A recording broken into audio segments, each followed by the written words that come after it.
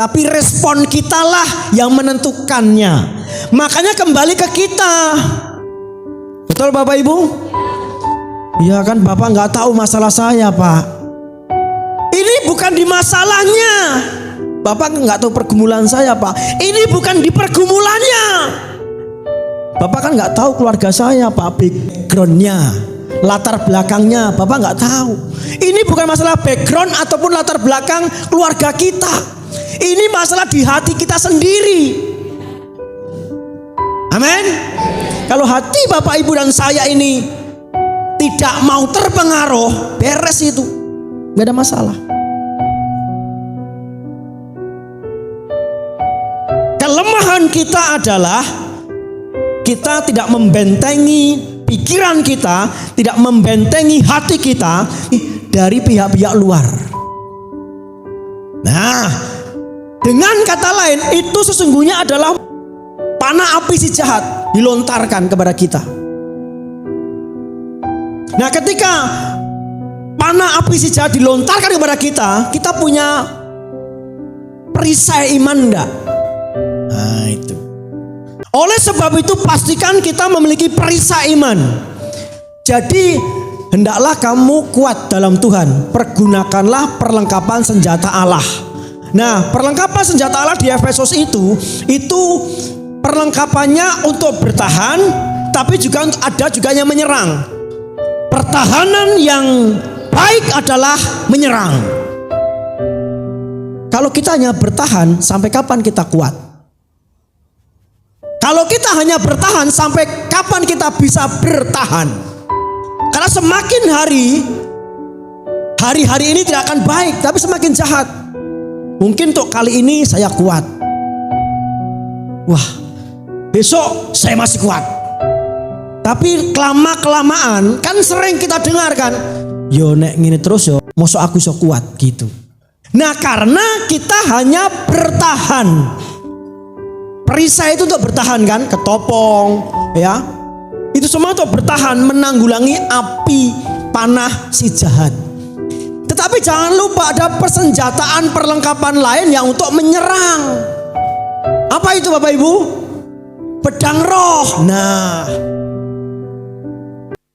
jadi perlengkapan senjata Allah itu memang ada banyak. Tapi bisa disimpulkan menjadi dua. Untuk bertahan, yang kedua untuk menyerang. Jangan hanya bertahan. Katakan dengan saya tidak mau hanya bertahan, tapi saya mau menyerang. Jadi jangan hanya bertahan, tapi kita harus menyerang juga, menyerang balik juga gitu. Iblis itu seperti singa yang mengaum-ngaum selama berapa? 24 jam sehari, 7 hari seminggu, 31 hari sebulan. Terus dia mengintai, ini kapan ini lengah? Oh, dia lengah nih. Nah, sementara kita ini gampang lengah. Dari masalah luar yang hanya sepele saja menjadi masalah.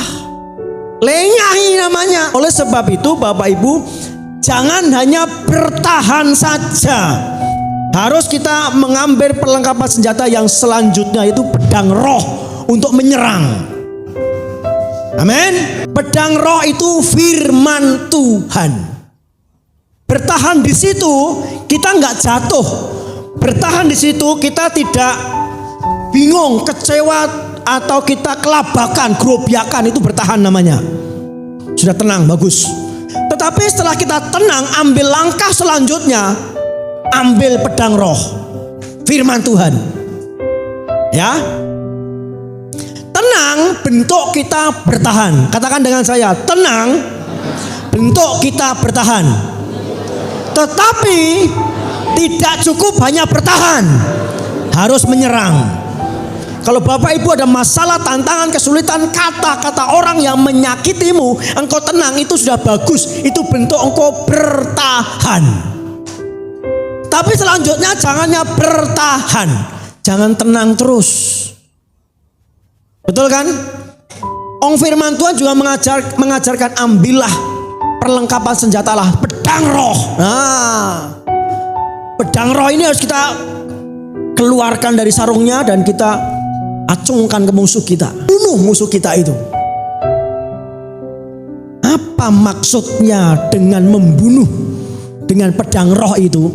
Firman Tuhan itu deklarasi, perkatakan firman, imajinasikan firman, hidupi firman. Itu namanya kita sedang menyerang musuh dengan pedang roh. Amin. Deklarasikan firman, imajinasikan firman, hidupi firman. Ketika tiga hal itu sudah kita lakukan, kita sedang mempraktekkan, sedang mengeluarkan pedang roh untuk membunuh musuh kita. Oleh sebab itu Bapak Ibu perlu baca firman setiap hari, baca firman, imajinasikan firman, dan hidupi firman. Amin. Tiga hal ini yang harus kita lakukan. Kekristenan tanpa melakukan hal seperti ini kosong. Orang Kristen yang tidak melakukan tiga hal ini, membaca firman, mendeklarasikan firman, menghidupi firman, maka kita seperti punya pistol tapi tidak ada pelurunya. Coba kita baca ya, 1, 2, 3. Maka ketakutanlah mereka semua, sedang rasul-rasul itu mengadakan banyak mujizat dan tanda. Ketakutan. Karena apa? Karena ada mujizat dan tanda. Tanda apa maksudnya? Tanda dari Tuhan. Ternyata mujizat itu tanda bahwa kita adalah utusan Tuhan. Mujizat itu adalah tanda bahwa kita adalah representasinya Tuhan di muka bumi ini. Mujizat itu adalah tanda bahwa kita adalah mengejawantahkan kerajaan surga di semen ini. Untuk supaya kita memiliki tanda-tanda itu, untuk kita memiliki mujizat kuasa itu, pakai senjata, pakai pedang roh, pakai perlengkapan yang Tuhan sudah berikan. Baca firman, imajinasikan firman, deklarasikan firman, hidupi firman. Ketika Bapak Ibu sudah menghidupi firman, itu ada pedang roh yang keluar dari hidup kita. Tidak usah bingung-bingung Bapak Ibu. Saya berani pastikan ketika Bapak Ibu menghidupi firman, secara alam roh itu kita ada pedang yang siap membunuh musuh-musuh. Sehingga ketika kita jalan berjumpa dengan siapapun, termasuk roh-roh jahat, kuasa kegelapan, takut semua. Maka ketakutanlah mereka semua, sedang rasul-rasul itu mengadakan banyak mujizat dan tanda.